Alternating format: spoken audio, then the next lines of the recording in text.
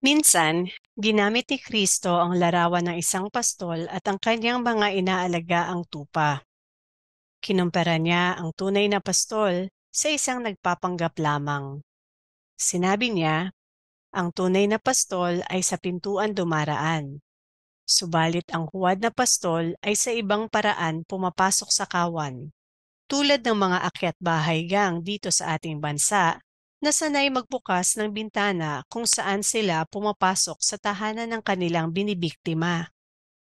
Ang sinabi ni Kristo ay ganito, "Ako ang pintuan.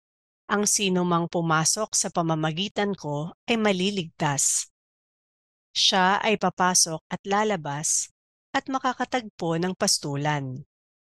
Ang magnanakaw ay dumarating upang magnakaw, pumatay at manira. Ako ay pumarito upang sila ay magkaroon ng buhay at maging masagana ito." Maraming mga pari at pastor dito sa ating bansa ang hindi sugo ng Diyos at marami silang nalilinlang.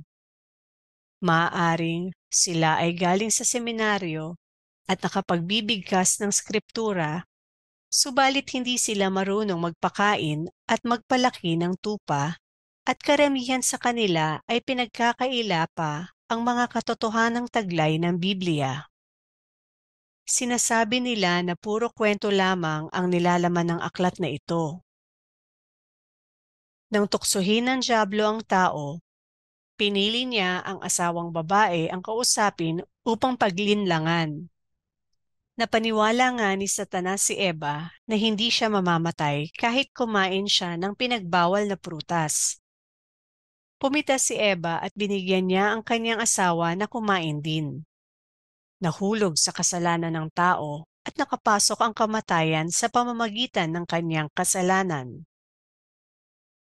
Hindi mapagkakaila na ang lahat ng tao ay makasalanan sapagkat lahat tayo ay mamamatay sooner or later.